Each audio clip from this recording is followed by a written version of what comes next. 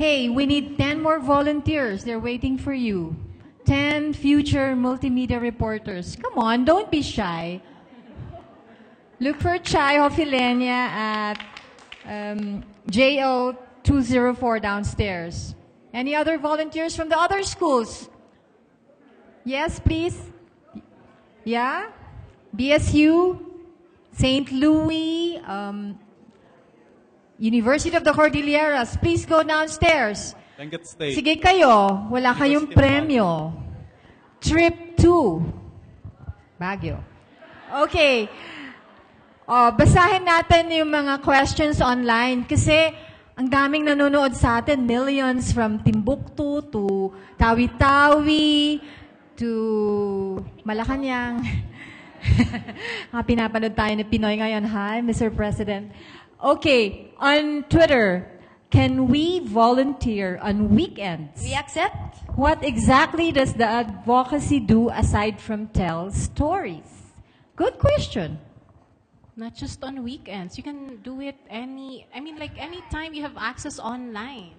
You can post a story, you can post something that happened in your area.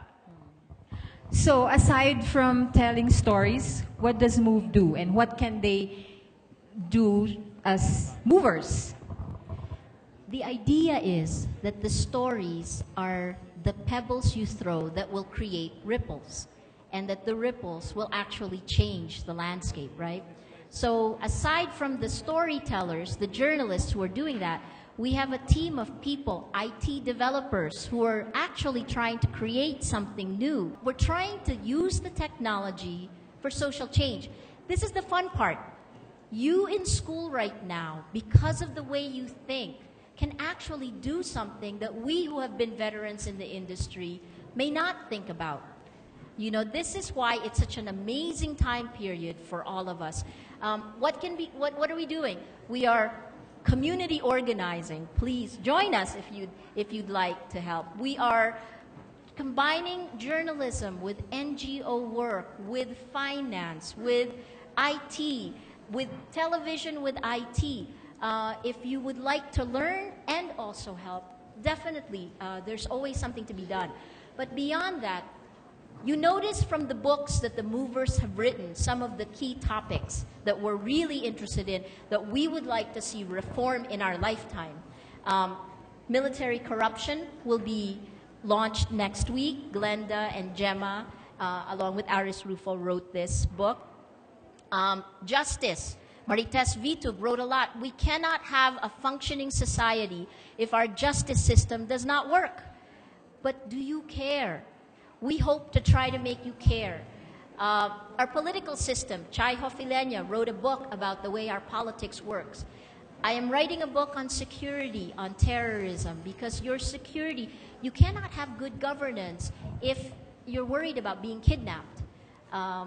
These are all things that are big macro issues that's hard to hold on to, that we hope we can explain, and we hope, like Pat, to be able to put names to the issues, people who were hurt, people who were passionate about it. The last point I think I want to make here is that it is a tipping point approach. We are small. We are taking what we know and just putting it in the pot. Each one of us who does that helps push. Our institutions aren't working well. We want to see of them work better in our lifetime. I think there's a question for you on Facebook because you did tackle the use of social media during disaster. But in Baguio, for example, infrastructure, power, electricity has always been a problem. When disaster strikes, no power. So, but then how do you use social media in that case? Yeah. Well, first of all, she mentioned here in remote places in the Philippines where cell phones are the best gadget they have. It's smart enough to think that Pag-asa would text blast. I totally agree. And in fact, also because of the way discussion went in the social media during Ondoy and during the twin disasters of Ondoy and Pepeng, this whole thing, this actually was raised. And the mobile phone carriers actually responded, and they even then they decided like for to set up a number. I just forgot the number, but there's supposed to be this number through which they will be texting information that's for free. So that's something that the role that social media played there was that it forced the major carriers, the telecommunication carriers, to see that this is something the public found really important and really useful and something they have to do. That's one thing. The other thing is, yeah, I agree. Well, this is more of a technology thing. In fact, right now, companies are, I mean, the carriers, the mobile phone carriers are also like looking at ways to like link people who own really VAP-enabled phones, the feature phones. They're already a lot of them are already social media capable. So these are really and at most obviously they have batteries. Siguro the first thing that I would advise you to do if you're somewhere and you're in alert at the time of disaster is like post something online. Use the last battery you have to post something on your location, at least so that you can send the location, because these things they have I mean, like what JP has pointed out. They allow authorities to locate you. So that's one thing that you can do. Like waste your last battery, the last battery on your mobile phone to send something online that will allow people to track you. So, yes, thank you. We have Jim Libiran, who's a famous indie filmmaker, is watching us, and she has a question for you, Maria. How do we turn a virtual, no, but you had the biggest TV network at your disposal then. How do we replicate it using solely new media? Please mention the smiley.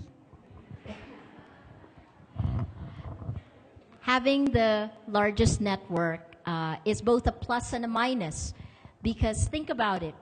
This is the problem globally. When you're handling TV alone, your job is to protect TV, correct? So legacy, there were split resources. You don't want to cannibalize television because that's the cash cow that actually funds your salaries. So it's very hard for a completely new media, social media group to take money away from TV if you're in the same group. They have to be calibrated. One of the nice things now about not having that is that we can actually race on this highway.